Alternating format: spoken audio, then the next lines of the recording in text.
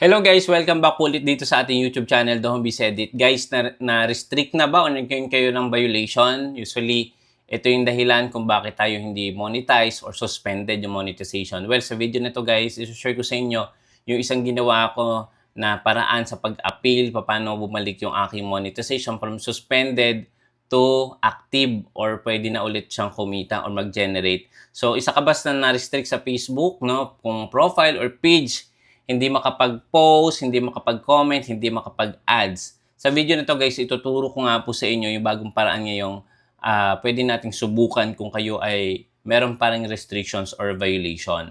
Paano natin maalis yung Facebook violation sa Facebook account mo? Ito is tested kasi nag-work naman sa akin. So, isi-share ko sa inyo. Kaya tapusin mo tong video na to hanggang dulo. So, tara, tuloy na natin. Eto, bago tayo magpatuloy guys alamin muna natin kung ano nga ba yung Facebook restriction. So, yung restrictions po ay nare-receive natin sa ating Facebook notification, pwede rin sa Gmail or pwede katulad dito, nakikita nyo sa aking screen. Magno-notify na lang yan kapag kayo is merong nalabag na policy dito kay Facebook. So, ito is tatlong mga restrictions na pwedeng nagawa natin kung bakit na demonetize yung account natin. Katulad nito, last year to December. So nagkaroon ako ng copyright kasi nga guys, kumuha ko ng isang video sa aking kumuha ako ng video at nire-upload ko sa aking page na hindi ko masyadong na-edit at ni-report po nung mismong publisher ng video. Kaya maging maingat, no? Lalong-lalo na kung basta na lang natin kinuha at walang meaningful enhancement or editing or added value sa video. So make it sure, no, kung kayo po ay kukuha, gagamitin nyo for commentary or educational purposes, make it sure na merong disclaimer or properly added value dun sa video before nyo siya i-produce. So ito yung number 1 na restriction, community standard violation tulad ng spam, hate speech, nudity, or fake news. So, kung ito yung mga na-receive nyo, under po yan ng community standard violation. So, gaano katagal ito bago ma-remove or bumalik yung inyong monetization? Kung hindi nyo po i-appeal yan, tatagal po yan ng taon or more than pa. Kung i-appeal naman natin at na-approve yan ng Facebook na pwede na lang ibalik sa atin yung monetization, syempre, nasa ano lang yan, nasa 15 to 30 days upon appealing. But again, hindi po ito sure na mababalik ka agad. So, under pa yan ng review. So, maging maingat. Katulad nito, guys, ayan, na-appeal ko na to. Na-appeal ko na yan. Kaya, dito sa aking monetization, ayan, from suspended, ngayon active na siya. Okay, so pwede na akong kumita ulit sa aking mga posted content or video. So, ayan, your profile is active and earning. You're currently earning money with our monetization tools. Keep sharing unique and valuable content to earn money. Number 2, restrictions. Ito yung suspicious activity kapag may mga kakaibang login ng ating page or profile from different location. So, nagkakaroon to ng unusual. So, dito, pwede po yung madetect ni Facebook, lalong-lalo na kung nakapag-login kayo sa restricted country. So, pwedeng magkaroon ng monetization suspension sa inyong account. So, unusual activity, no? Pag ganito, minsan nati-disable pa yung account. Okay, number 3, ad policy violation. Ito naman po, karaniwang nare-receive kung kayo po ay may mga na-post na mga content regarding sa inyong mga produkto or mga services na in-offer nyo sa online na labag po sa policy ni Facebook. So, hindi po kayo makakapag-boosting, hindi kayo makakapag-post. So, yon yung dahilan. So, ad policy violation yung tawag doon. Minsan kahit wala naman tayong ginagawa na masama, napaplag pa rin ni Facebook or ng system ni Facebook yung ating content. Kaya kailangan nating i-appeal. So, paano nga ba ito i-appeal? Actually, guys, nag-ready na ako ng appeal form at ilalagay ko dyan sa comment section or sa may description para kokopyain nyo na lang at isi-send nyo na lang kay Facebook. So, punta lang ako dito sa ating notepad. So, dito, yung form na pinasa ko para bumalik yung aking monetization from suspended to active na ulit. Ito yung isang example, sabi ko dito copyright appeal, no? Sinend ko to kay Meta Support Team. So yung title nito, copyright / intellectual property violation appeal. So subject, appeal for copyright / intellectual property violation.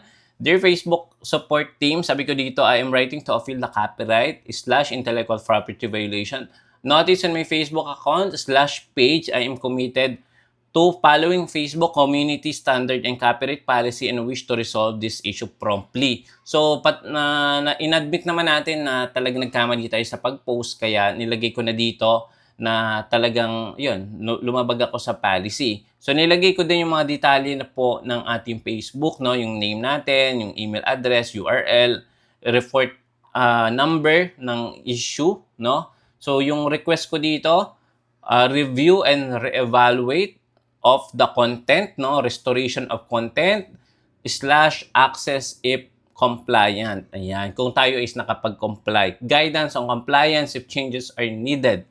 I am committed to maintaining a compliant presence on Facebook and I will ensure no further violation occur. So, thank you for consideration. I look forward to your response. Ayan, so nilagay ko yung full name ko dito, yung Facebook URL, and then yung aking email number. So, ngayon, saan ko to ipapasa? Naglagay na din ako ng link dito sa may ibaba. Ayan, ito yung link. Ito, ayan yung link na yan. Ayan. So, ang gagawin na lang natin dito, guys, is ipe-paste lang natin or copy natin. Copy.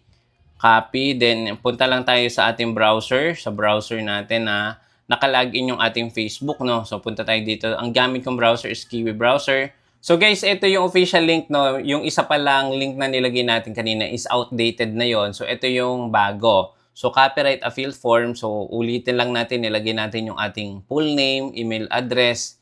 Then please provide URL description leading to where the content appear on Facebook. Kung wala naman kayong makuha na link nun, so wag nyo na yan lagyan. Okay? So dito naman, i-check nyo lang to. I do not see the content I wish to appeal or some of the content is missing kasi nga tinake down na ni Facebook yon. So ngayon, dito naman, please explain why you believe the content should not be removed. Okay, so ilalagay lang natin guys dito yung ating ginawa na appeal form. So copy lang natin ito. Copy lang natin. Copy. Then click lang natin dito, ipi-paste lang natin. Dito, i-attach lang natin. Okay? Tapos, ilagay nyo din yung mismong screenshot ng status. Then, i-click nyo lang tong box na nakalagay dito. My content was removed due to a complaint of copyright infringement and I believe this content should not have been removed. So, kapag okay na, check nyo lang and ilagay nyo lang ulit yung yung contact info o yung full name nyo. Okay? Kapag okay na, click send. Ganun lang kasimple. Okay? So, magwe-wait lang kayo dyan. Usually ng 14 days, no, or more para po bumalik yung inyong monetization. Kapag hindi po bumalik, kailangan nyo lang po i-follow up or pwede kayo guys mag-meta verified ng account para makausap nyo mismo yung direct support team regarding sa issue ng inyong monetization kung na-restrict, lalong-lalo na kung may violation. Okay? So, bakit ka na-restrict? So, bakit tayo nagkakaroon ng restriction?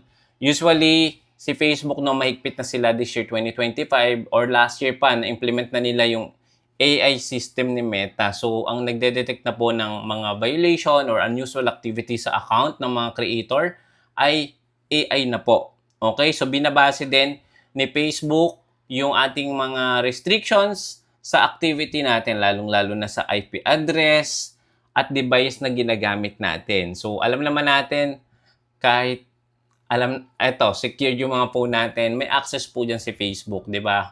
Ina-allow natin yung phone, yung location, yung media, yung storage ng phone natin. So, nakikita ni Facebook yung analytics ng kung saan tayo madalas nagbabrowse, kung ano yung ginagawa natin sa phone natin. So, wala na po tayong ligtas kasi nadedetect na po yan. Pero, yun naman, siguro hindi naman nila gagamitin yan sa masama. Okay? Kahit maliit na violation, pwede kang ma-restrict. Totoo po yun. Kahit nakapag-comment ka lang, kahit nakapag-post ka lang, pwede pa rin tayong ma-restrict. Kaya kahit nag-scroll ka lang ng comment, may chance pa rin ma-restrict, lalo na kung kayo nahinala yung behavior ng account mo.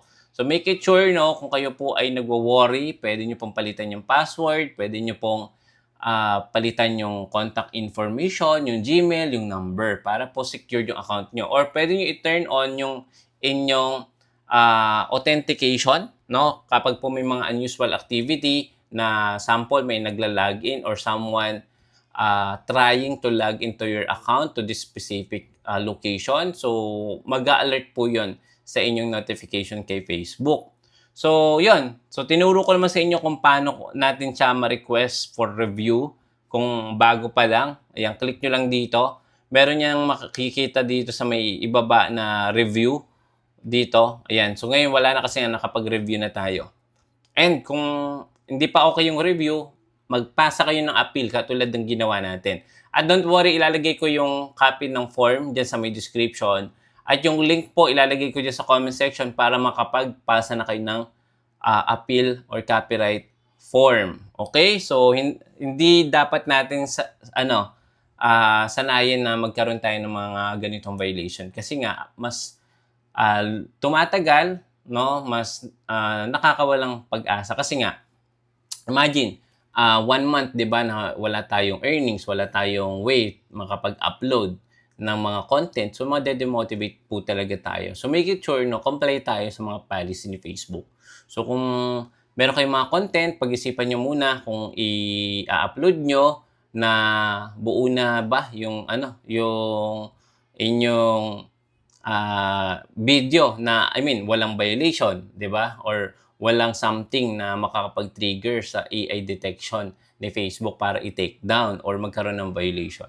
So, i-review nyo muna bago natin i-upload. Okay? So, tips para mabilis yung review, i-verify natin yung ating email or Gmail. Huwag gumamit ng multiple login sa iba't ibang device.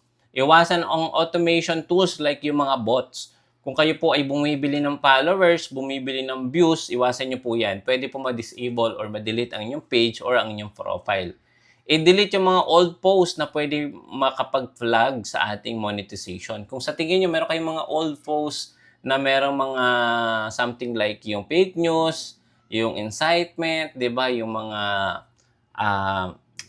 makakasira sa policy ni Facebook. So, i-delete nyo na. Huwag nyo nang hayaan kahit million views yan. Kasi yung matatagal naman ng mga video natin, di na nag-generate ng income yan. Okay? Kung business naman yung account mo, gumamit ng Meta Business Chat Support. So, yun nga yung Meta Verified account para at least mas mabilis natin makontak yung team ni Facebook. Okay? So, for now, hanggang dito muna yung content natin or yung video natin. So, sana nakatulong ito. At ilalagay ko yung full details ng ating topic dyan sa may description. Basahin nyo po. At pwede po kayo makakuha ng information regarding kung ano nga ba yung dapat natin gawin para ma-remove or bumalik yung monetization natin from suspension to active ulit. Maraming salamat.